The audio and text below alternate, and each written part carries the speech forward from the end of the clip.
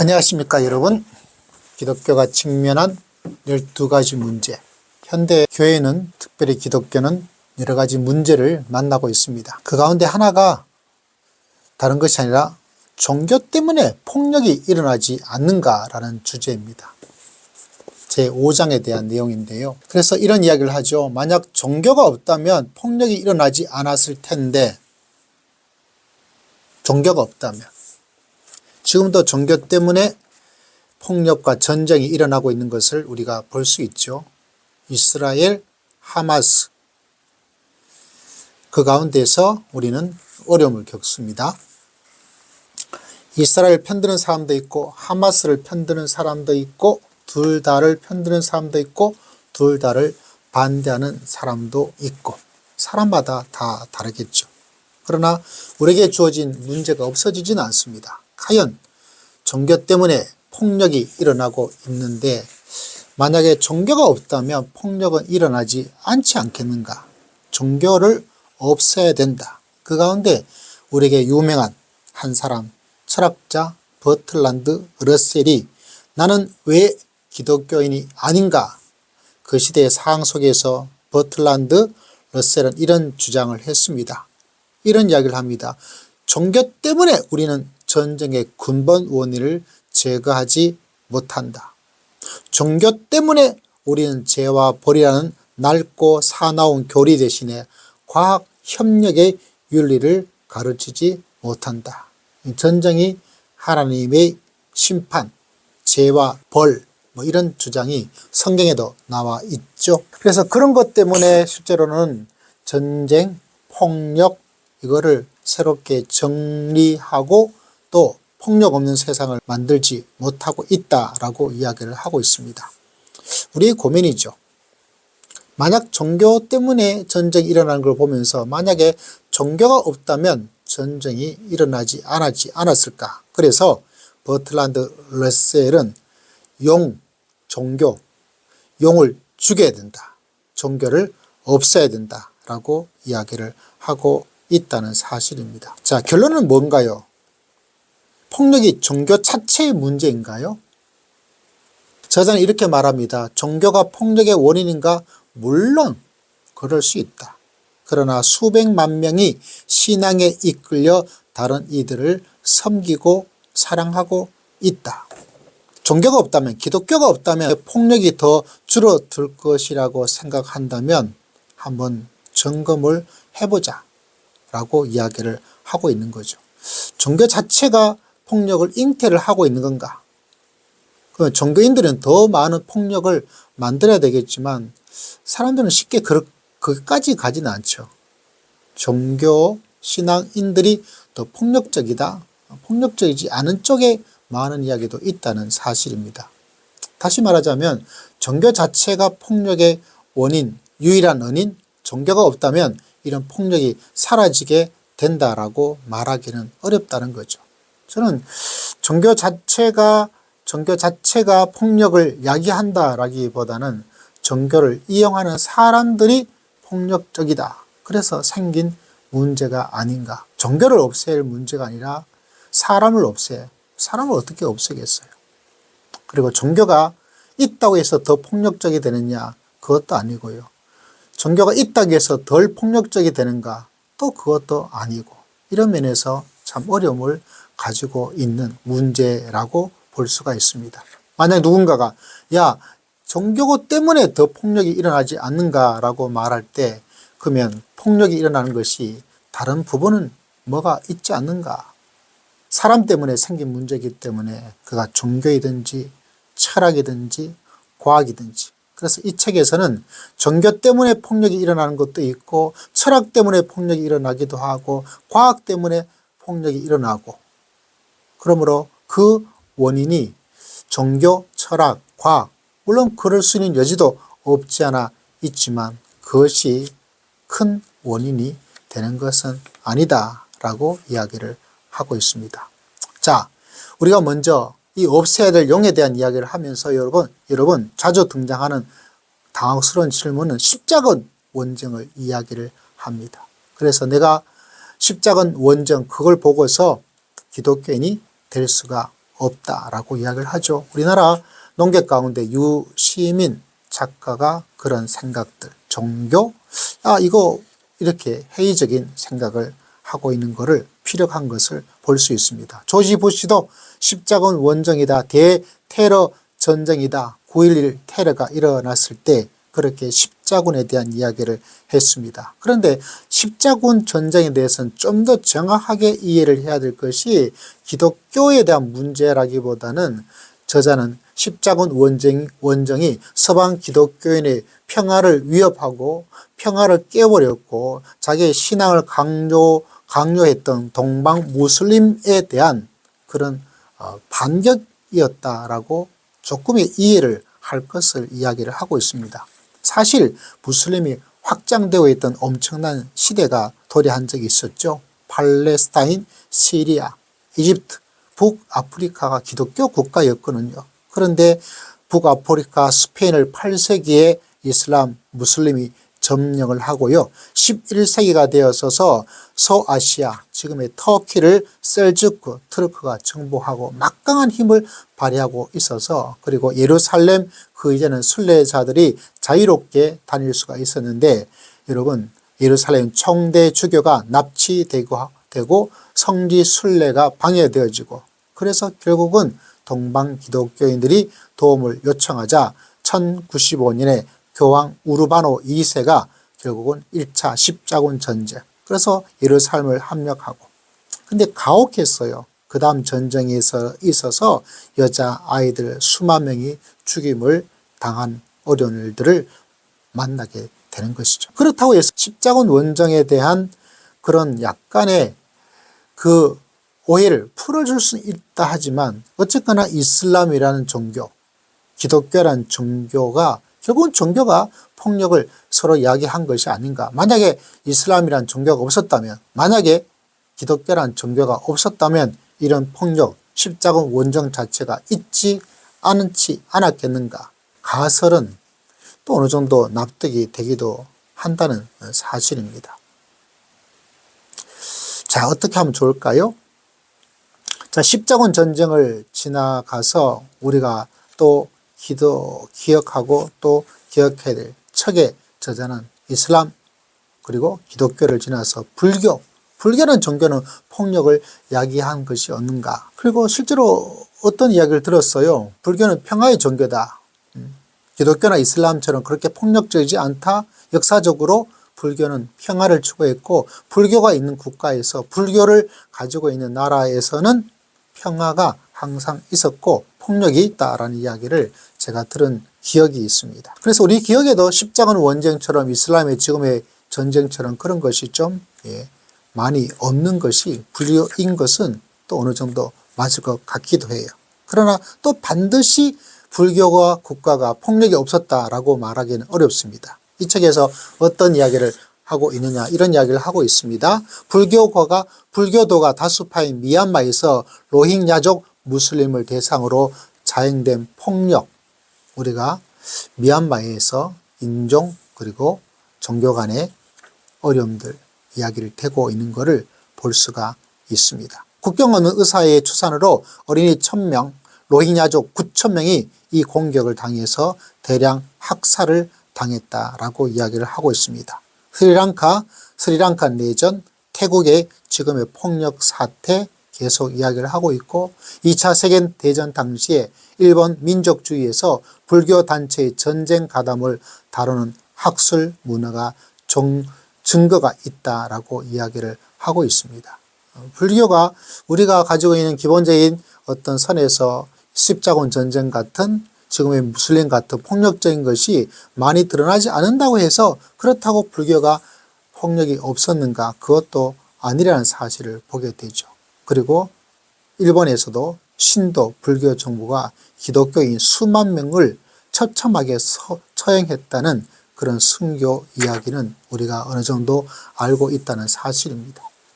또 이런 이야기도 있습니다. 수세기 동안 유대인들이 박해받는 디아스포라를 살면서 압제와 폭력을 견뎌와서 자기들의 국가를 세웠는데, 이제는 그 유대인들이 팔레스타인, 동쪽, 서쪽, 지금의 전쟁, 이거 참 아이러니하죠. 압제와 폭력을 견뎌왔고 그 위험성을 알고 있던 이 유대인 이스라엘이 주변 국가를 폭력적으로 압제하고 있다는 참 알 수 없는, 참 안타까운 거죠. 자, 그렇다면 버틀란드 러셀이 맞았잖아. 종교라는 영을 죽이고 나면, 종교라는 영을 죽이면 평화의 시대가 도래하게 될 것이다. 불교도 그렇고 이슬람도 그렇고 기독교, 천주교도 다 그렇고. 저자는 이야기를 하고 있습니다. 그러면 공산주의는 어떤가 라고 이야기를 하고 있는 거죠. 공산주의, 우리가 잘 알고 있는 것처럼 종교는 인민의 아편이다. 종교는 압제받는 피조물의 한숨이요 영혼이 없는 상황의 영혼이다 라고 이야기를 하고 있지만, 구소련에서 6,100만 명이 목숨을 잃었고 중화인민공화국에서 3,500만 명이 학살을 당했습니다. 6.25 전쟁도 생각하지 않을 수가 없는 거죠.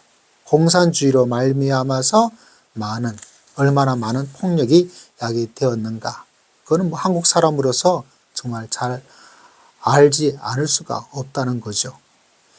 자, 종교가 없다면 공산주의가 등장했을 때 결국 어떻게 될 것인가. 거기도 잔혹한 폭력이 있다는 거죠. 히틀러의 종교도 이야기를 해주고 있습니다. 히틀러의 종교라는 이야기 속에서 이런 이야기를 하고 있습니다. 홀로코스트는 어떤 이념의 용에서 나왔는가? 종교가 아닌 이념. 공산주의 악행이 무신론의 오점이라면 나치 악행은 기독교의 오점이었는가? 히틀러는 종교를 활용했습니다. 그리고 그 당시에 많은 사람들이 목회자들도 종교의 힘을 이용해서 히틀러를 지지하는 그런 일도 있게 되었고요. 히틀러는 자기의 종교를 만든 거죠. 이걸 보면 참 마음이 아프고 또 속이 쓰린 것을 발견하지 않을 수가 없습니다.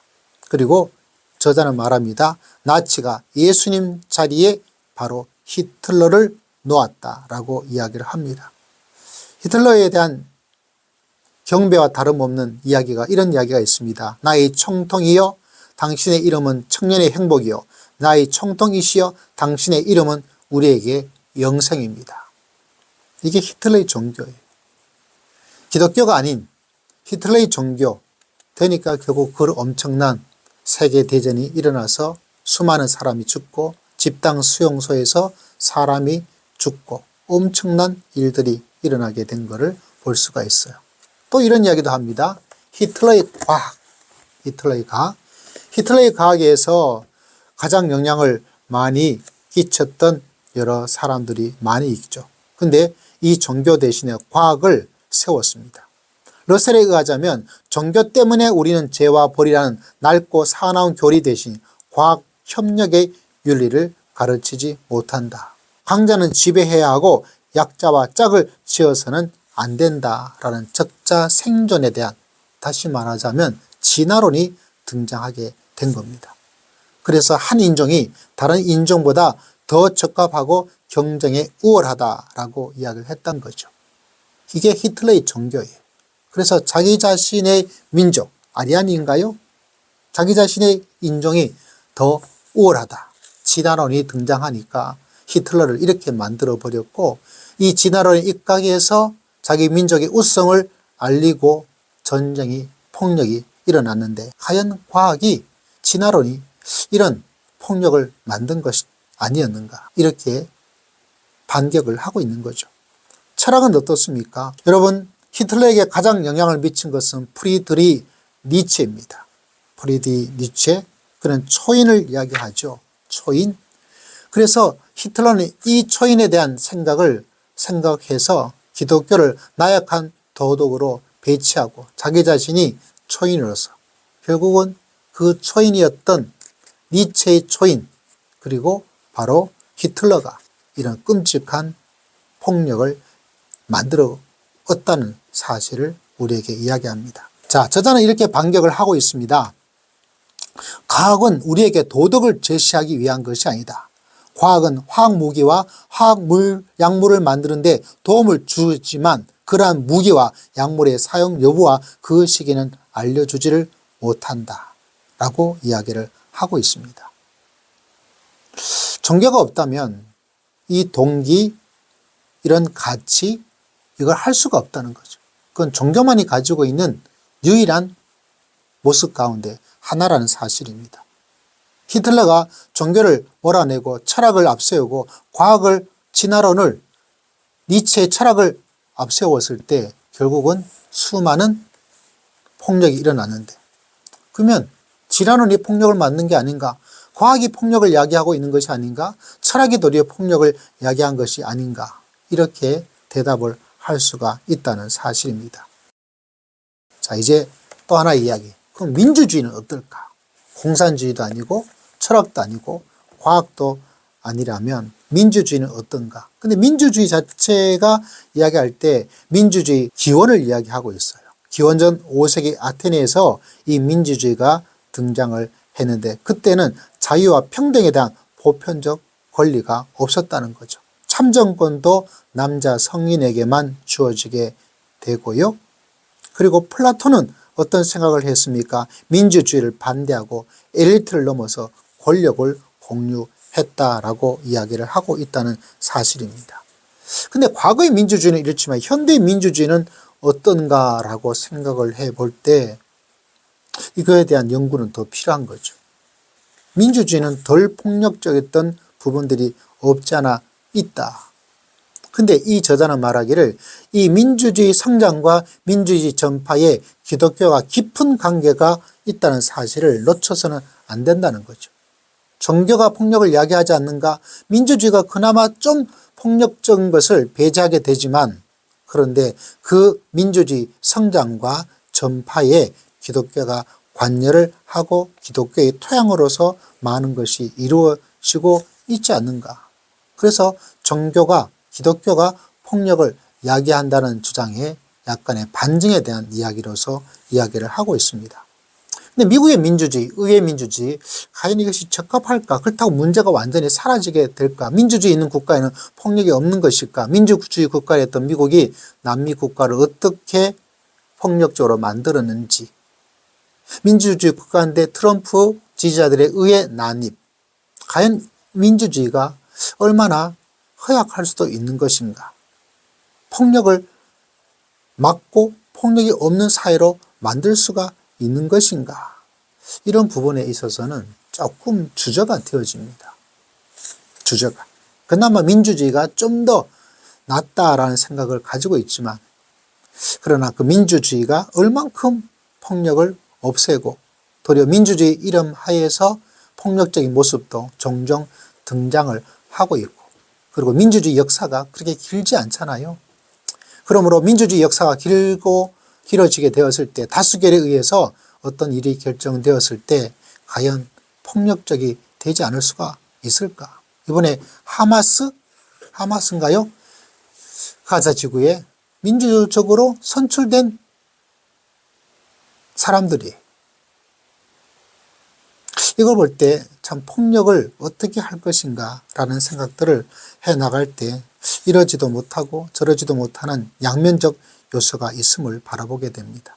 자, 이제 이 책은 내부적 문제로 이야기를 하고 있어요. 기독교 민주주의 전파에 노력하는 부분도 있고, 기독교 그나마 또 폭력이 아닌 반폭력적인 요소도 있었다. 나치에 저항했던 목사님도 있었고, 민주주의 전파의 공헌도 기독교가 토대와 기초를 가지고 있었다.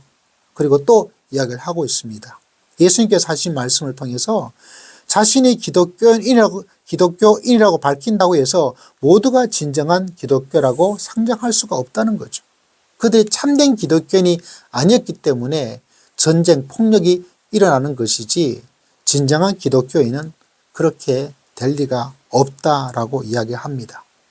또 동시에 진정한 기독교라고 하더라도 우리는 항상 도덕적 실패를 할 수밖에 없는 존재이다. 이 이야기를 계속해서 해주고 있다는 거예요.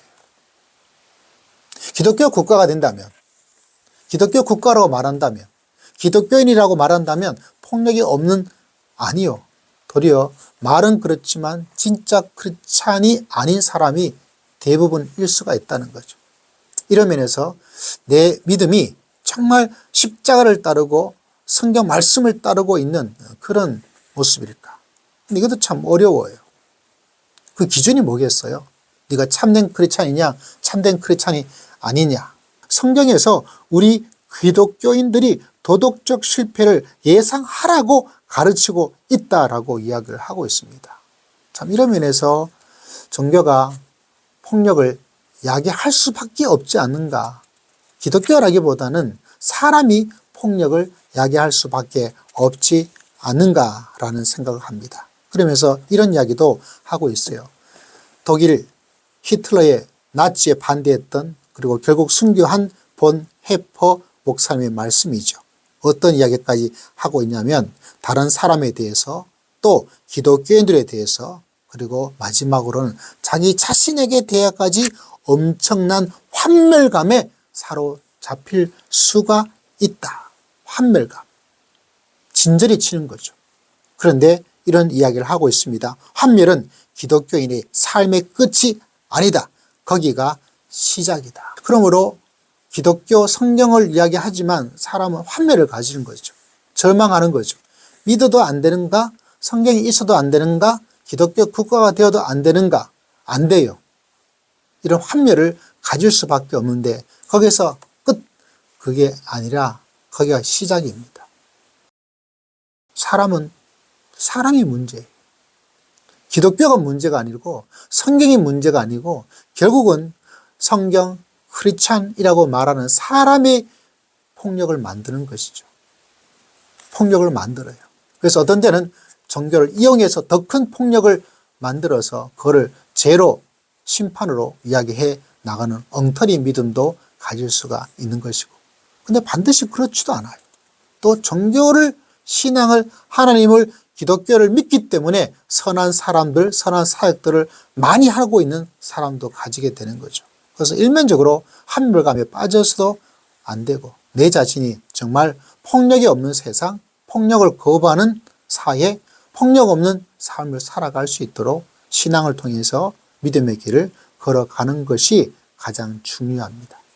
기독교는 폭력을 미화하지도 않고 도리어 십자가 의미는 반폭력적이죠. 기독교는 폭력을 수치스럽게 하고 있다라고 이야기를 하고 있습니다. 우리가 잘 아는 마틴 루터 킹의 비폭력 저항들, 4세기에 병원을 만들기 시작해서 어렵고 힘든 사람을 폭력이 아닌 사랑으로 돌봐왔던 많은 사람들, 이런 사람들도 있다는 것을 보는 것이 중요하다라고 볼 수가 있습니다. 결론은 이렇습니다. 기독교는 민주주의를 위해서 거름 역할을 했다. 정의를 위해서 동기를 부여하는 역할을 했다. 치유를 위해서 권한을 위임받는 역할을 했다. 그렇기 때문에 기독교만 없다면 세상에 폭력이 더 줄어들 것이라고 생각한다면 확인 좀 해봐라. 폭력을 야기한 부분도 있지만 폭력을 없는 세상을 만들기 위해서 노력한 것도 결국은 기독교가 한 역할이었다라고 두 가지를 함께 볼 수 있기를. 또 다른 종교, 거기도 폭력이 있었고요. 결국 종교보다는 사람이 문제가 아닌가. 이건 저희 주장이고 저희 생각입니다. 여러분 어떻게 생각합니까? 우리가 신앙을 잘 가져서 폭력 없는 세상, 서로를 배려하고 화목하고 갈등이 없는 모습을 가질 수 있도록 노력하는 그 사람이 진짜 크리스찬이죠. 그리고 혹여나 우리 자신도 무너질 수가 있습니다. 갑자기 폭력적이 바뀔 수가 있고 나이가 들어서 바뀔 수가 있고 자괴감이 들기도 하고 소용이 없는 것이 아닌가라는 생각 들기도 하는데, 그러나 그 부분이 전부가 아니죠. 얼마나 많은 민주주의 발전을 위해서, 사랑을 위해서 노력한 것도 결국 기독교인이 얼마나 많은지 보면서 그런 좋은 일을 실천할 수 있는 그런 크리스찬이 되어야 되겠다. 오늘은 기독교가 직면한 12가지 문제 중에서 종교 때문에 폭력이 일어나지 않는가, 종교가 없다면 폭력이 없을 텐데 그에 대한 이야기를, 해답을 찾아보았습니다. 여러분의 해답은 무엇입니까? 여러분은 뭐라고 이야기를 할 수 있을까? 한번 고민할 수 있는 시간이 되었으면 좋겠습니다. 다음 장에서 또다시 여러분을 만나도록 하겠습니다.